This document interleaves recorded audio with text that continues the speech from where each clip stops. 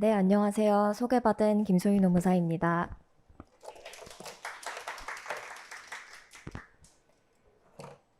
먼저 제 소개를 간략하게 드리면 저는 27기에 합격을 했고요. 지금은 노무법인에서 실무 업무 담당하고 있고 프라임버퍼학원에서는 작년부터 사회보험법 강의 진행하고 있습니다. 학원 측을 통해서 여러분들께서 사전에 남겨주신 질문사항을 제가 좀 살펴봤는데요. 아무래도 이제 시험에 막 진입하시는 분들이 많다 보니까 전반적인 수험 생활에 대한 부분이나 뭔가 마인드, 이런 부분에 대한 궁금한 점이 많으셨던 것 같아요. 그래서 보면은 직장과 병행이 가능하다고 보는지라고 질문을 주셨는데 당연히 가능합니다. 근데 여기서 중요한 점은 직장과 병행하시는 분은 다른 것보다도 본인의 업무라든지 회사의 그런 시간을 비춰봤을 때 내가 실질적으로 공부에 투입할 수 있는 시간이 몇 시간인지를 정확하게 파악하시는 게 중요합니다. 우리 회사는 뭔가 회식도 많고 나는 야근도 많아서 평일에는 공부를 못한다 라고 하면은 주말밖에 시간이 없으신 거고요. 우리는 좀 칼퇴하고 회식도 필참이 아니다 라고 하시면 그 시간에 다 투입이 가능하신 거니까 본인이 투입하실 수 있는 시간을 확인을 하시고 전략을 세우는 게 중요하실 것 같고요. 지금 이 시기에 무엇을 준비해야 하냐라고 질문을 많이 주셔서 궁금하실 것 같은데 사실 아직 올해 2차 시험이 치러지지 않았죠. 그렇기 때문에 지금은 당장 뭔가 전속력으로 이제 공부를 준비하시기보다는 저희 수험 카페 가시면 노무사의 길을 걷는 사람들이라는 카페가 있습니다. 거기에 가입을 하신 다음에 실제로 수험 정보와 관련된 부분들을 많이 수집하시는 거예요.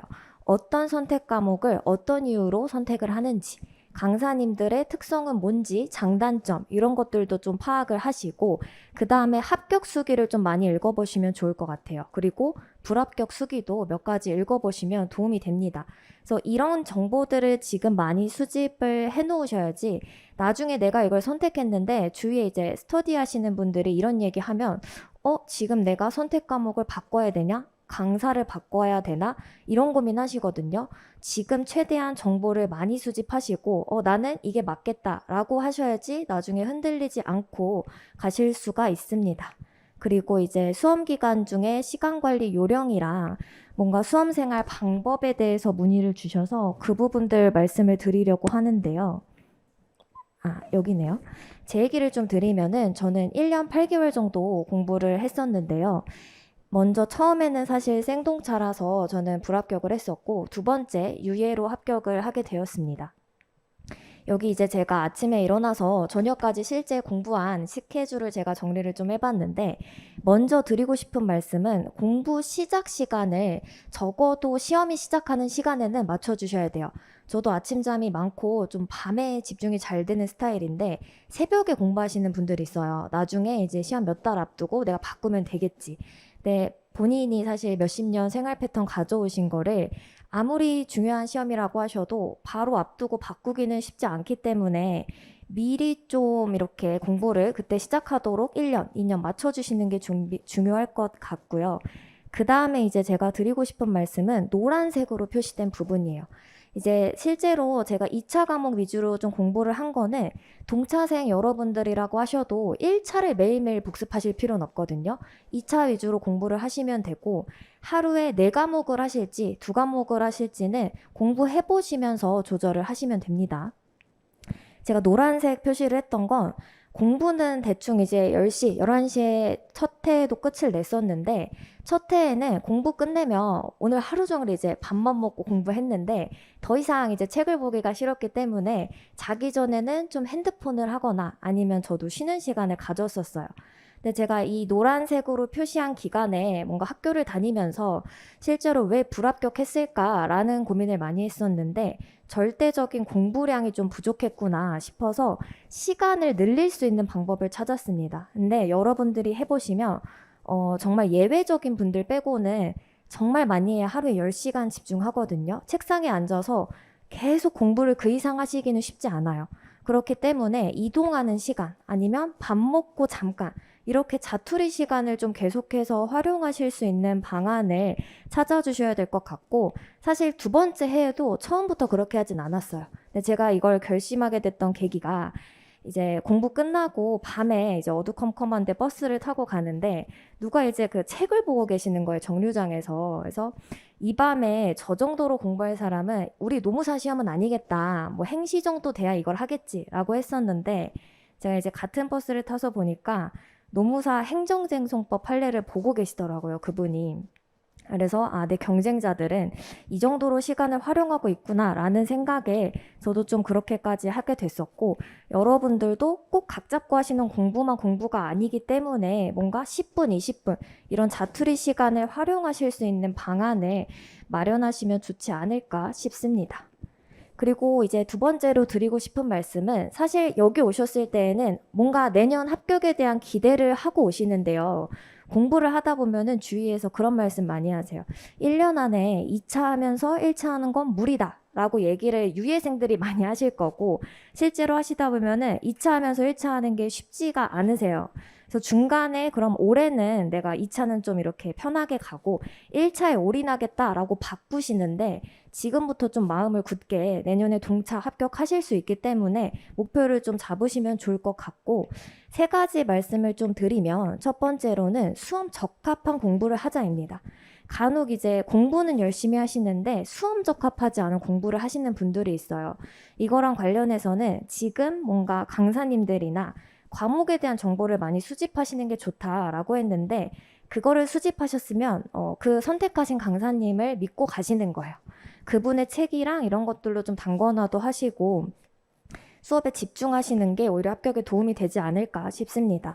그리고 공부할 때 아끼지 말자라는 말씀을 드리는데, 공부하실 때 저도 그랬고 좀 시간을 자꾸 아끼세요. 굳이 내가 지금 이렇게까지 할 필요는 없겠지. 나중에 더 시험을 앞두고 몰아서 하면 되지라고 하시는데, 1차 시험도 지금 들으면 내가 까먹으니까 나중에 들어야지 하는데, 나중에는 제가 뒤에서 말씀드리겠지만 실질적으로 시간이 많이 없습니다. 그렇기 때문에 상대적으로 좀 여유가 있는 12월 이전에 지금 하실 일은 토익 점수 확보하시는 거랑 1차 기본 이론 정도는 좀 다 들어주셔야지, 특히 민법 준비를 해주셔야 되고, 그래야 이제 내년 진짜로 2차 합격까지 좀 노려보실 수 있다. 그리고 마지막으로는 정확하게 공부하자인데, 실제로 이제 공부하실 때 하루에 몇백 페이지씩 책은 읽으세요. 근데 나중에 진짜로 백지에 쓰려고 보면은 남는 게 없는 경우가 있거든요. 뭐 달달 암기를 하시건 계속 읽으시건, 오늘 본 내용은 여러분들께서 백지에 쓰실 수 있어야 공부가 다 되신 거다라는 생각으로 좀 임해주셔야 될 것 같고, 스톱워치는 아마 하시는 분도 있고 안 하시는 분도 있을 텐데 저는 활용을 했었어요. 이게 안 맞으시는 분은 뭐 활용을 안 하셔도 되겠지만, 실제로 이제 스탑워치를 누르면 나중에는 계속 반복이 되기 때문에 뭔가 파블로프의 개처럼 그 딱 누르는 순간은 집중이 시작되고 또 이제 다시 누르면 좀 쉬고 이렇게 진행을 하실 수가 있고, 내가 하루에 얼마만큼 집중하고 있는가도 확인이 되거든요. 그래서 이것도 활용을 한번 해보시고 맞으면 끝까지 가져가시면 좋을 것 같습니다.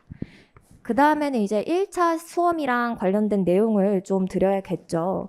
그래서 이런 질문 많이 주실 것 같은데, 1차는 보통 1월부터 하지 않느냐, 왜 지금부터 해야 되냐, 그리고 이거는 사실 2차 공부와 병행 시 1차는 한 달만 준비한다는 게 사실인가요? 뭐 이렇게 질문을 주셨는데, 여기에 대해서 좀 답변을 드리도록 하겠습니다. 먼저 이제 1차 합격률 다 말씀을 주셨는데, 넘어갔네요. 말씀을 주셨는데 실제로 작년도 합격률은 60%예요. 이게 이제 생각보다 낮지 않다라고 말씀을 주실 수도 있겠지만, 실제로 10명 중에 6명만 합격을 하는 거죠. 그러니까 누군가는 불합격자가 나온다라는 겁니다. 쉬운 시험인데 불합격자가 실제로 존재한다라는 거죠. 그러면 왜 지금부터 좀 1차를 대비를 하셔야 되냐? 학원 커리를 가지고 말씀을 드리면은, 이제 보시면은 2차가 이렇게 아래처럼 진행이 되는데 1차 시험 끝나고 9월 전까지 GS 3기가 한 번 더 진행이 돼요. 근데 보시면은 지금 1, 2차가 겹치지 않는 시기는 7, 8월이랑 9월에서 12월. 그러니까 올해 12월이 지나면은 여러분들은 이제 2차 수업을 계속, 방학은 좀 있겠지만 들으셔야 되기 때문에 시간이 많이 없습니다. 그러니까 9월 전에 사실 지금 이제 특별히 뭔가 준비하실 게 따로 없어요. 2차와 관련해서. 그렇기 때문에 지금 기본 이론을 미리 한번 돌려놓으시면 좋죠. 그러면 한 가지 이제 아까 앞선 질문에 답을 드리면, 1월부터 하지 않냐? 1월부터 하시는 분도 있어요. 근데 GS 1기가 이제 어떤 과정이냐면은 노동법 수업만 듣더라도 그 수업 듣고 복습하는데도 시간이 부족해요. 그런데도 이제 여기 1차 강의 들으시려면 시간이 없겠죠. 그래서 12월 전에 토익은 꼭 끝내 놓으시고 1차도 나중에 한 달 준비하는 거 맞거든요. 근데 그 한 달 동안 강의도 듣고 문제도 푸시고 최종 정리도 하는 게 아니라 기본 이론 강의 다 들으시고 문제풀이도 좀 해보신 분이 막판에 가서 한 달 준비를 하시는 거예요. 그러니까 여러분들이 막판 스퍼트 뭐 3주, 한 달 이렇게 내시려면 지금 적어도 이 노동법 과목에 사회보험법 과목에 어떤 내용을 다루고 이런 문제가 나오는구나를 알고 나중에 한 달을 가셔야지 그때 가서 강의를 들으시고 다 문제 풀고 하시려면은 과목이 이제 실질적으로 5과목 정도기 때문에 좀 힘이 붙입니다. 그래서 미리 좀 준비를 하셔야 된다 말씀을 드리고 한 가지 제가 빼먹은 게 저희 이제 1, 2차 계속 얘기를 하시는데 합격 기준만 좀 말씀을 드리면 1차는 평균 60, 꽈락 40점 없으면 합격하시고요. 2차도 기준은 그렇게 공개되어 있어요. 근데 실제로 진행이 되는 게 2차는 300명 합격선을 두고 사실상 상대평가로 나머지는 탈락을 이제 불합격시키는 시험이기 때문에 저희 시험의 이제 본선은 2차죠. 그러니까 1차를 너무 집중하셔서는 안 되는데 1차에 그렇다고 너무 조금 시간을 투입하시면 특히 민법이나 사회보험법에서 한 문제, 큰 점수 차이가 아니라 정말 4점 이 정도 차이 나서 불합격하시거든요. 그럼 2차를 아무리 열심히 준비하고 모의고사 성적이 나와도 내년으로 미뤄지실 수밖에 없는 것 같아요. 그러면 여기서 여러분들께서 도대체 1차에 얼만큼 투자를 하셔야 되냐? 아까 조여운 교수님이 말씀을 하셨지만 여러분들 상황을 먼저 생각을 하시는 거예요. 그 다음에 평소 나의 공부 역량. 저 같은 경우는 역사학을 전공했기 때문에 비법, 비경영입니다. 그래서 법도 익숙하지 않고 경영학도 익숙하지 않았기 때문에 동차로 준비했을 때 저는 9월에 입문을 해서요. 기본 이론 강의 다 듣고 문제풀이도 제가 자신 없는 과목은 다 들었어요. 학원 커리대로. 그 다음에 나중에 1차 시험 한 달 앞두고 준비해서 합격을 했었습니다. 근데도 이제 시험 당일에 가면은 체감 난이도는 낮지 않거든요. 그래서 여러분들께서도 오늘 가셔서 정보 수집하시면서 내가 법학과다 그러면 상대적으로 경영학에 조금 더 투자를 하셔야 될 거고 경영학과다라고 하시면 법 과목에 좀 투자를 하시는 방향으로 계획을 세워보시는 게 맞을 것 같습니다. 그리고 이제 제가 강의하는 사회보험법 내용을 좀 말씀을 드릴 텐데요. 1차 시험 과목은 보시는 것처럼 영어는 이제 뭐 토익이나 이런 어학 성적으로 대체가 되실 거고 선택 과목 한 가지 이제 선택을 하시면 진행이 되는데 사회보험법 같은 경우는 2차 과목이랑 겹치지가 않아요. 나중에 확인해 보시면 아시겠지만 겹치지는 않기 때문에 도대체 여기에 얼마만큼 공부를 투입해야 되냐 이게 굉장히 고민이 많이 되십니다.